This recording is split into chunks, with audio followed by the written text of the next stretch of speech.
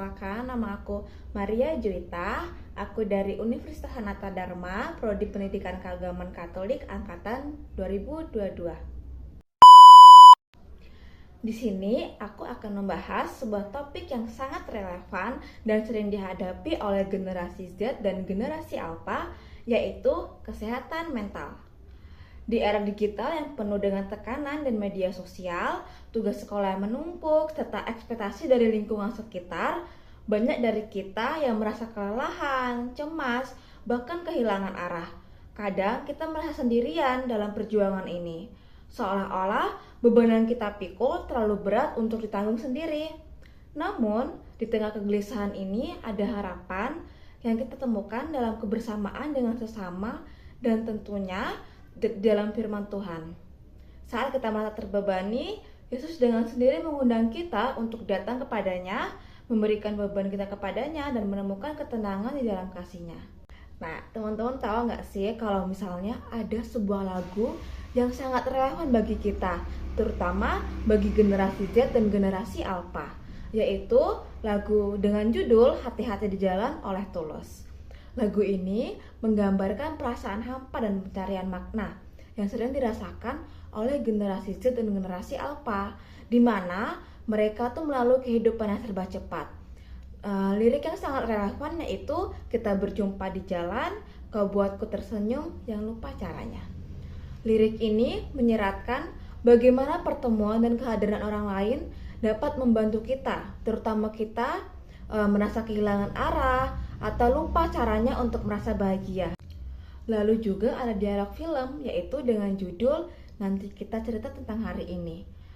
Film ini menggambarkan dinamika keluarga dan tekanan emosional yang sering dialami oleh generasi muda. Salah satu dialog yang menyentuh adalah tidak apa-apa untuk merasa tidak baik-baik saja. Kenapa sih? Karena dalam film ini tuh mengingatkan kita bahwa perasaan sedih atau kewalahan adalah bagian alami dari kehidupan.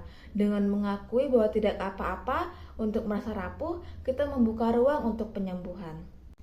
Lalu setelah dari lagu dan judul film, kita akan melihat dari perikop kitab suci, yaitu dari Matius bab 11 ayat 28 sampai dengan 30. Yesus berkata, "Marilah kepadaku semua yang letih lesu dan berbeban berat, aku akan memberi kelegaan kepadamu. Pikulah kuk yang kupasang dan belajarlah kepadaku. Karena aku lemah lembut dan rendah hati, dan jiwamu akan mendapat ketenangan, sebab kuk yang kupasang itu enak dan bebanku pun ringan." Dalam perikop ini, Yesus mengundang semua orang yang sedang merasa terbebani, baik secara mental maupun fisik, untuk datang kepadanya. Ini adalah pesan yang sangat relevan untuk generasi Z dan generasi Alpha yang sedang merasa overthinking ataupun kesehatan mental sedang tidak baik-baik saja. Nah teman-teman, setelah dari kita melihat lirik yang relevan dari sebuah lagu dan juga potongan dialog film yang juga relevan, dan setelah mendengar bacaan kitab suci juga, di sini saya akan menafsirkan sebuah kabar sukacita, di mana sukacita ini bisa kita temukan di tengah kegelisahan mental. Yesus mengajarkan kita bahwa kita tidak sendirian ketika kita merasa lelah, baik karena tekanan dari media sosial, sekolah, atau harapan yang tidak realistis. Yesus menawarkan kelegaan. Dia tidak menawarkan solusi instan atau cara pintas, tapi dia menjanjikan penyertaannya. Bayangkan kita sedang berbicara dengan seorang sahabat seperti dalam lagu Tulus atau dalam dialog film tersebut. Seorang sahabat yang berkata, tidak apa-apa untuk merasa tidak baik-baik saja. Yesus adalah sahabat itu yang selalu ada, yang memahami segala beban dan kecemasan kita, dan siap untuk memberikan dukungan dan ketenangan. Bagi generasi Z dan generasi Alpha, pesan ini adalah kabar sukacita. Kamu tidak perlu menghadapi semua itu sendirian. Dalam komunitas, melalui sahabat yang peduli, dan dalam iman kepada Tuhan, kita dapat menemukan safe space atau support system yang membawa kita kepada kedamaian. Maka teman-teman perlu diingat bahwa kita tidak harus selalu kuat untuk sempurna.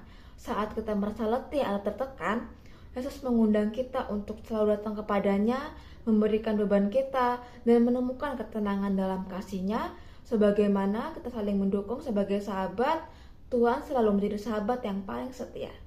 Sekian video yang dapat saya sampaikan. Semoga teman-teman menangkap apa yang ingin pesan-pesan dalam video ini. Terima kasih teman-teman.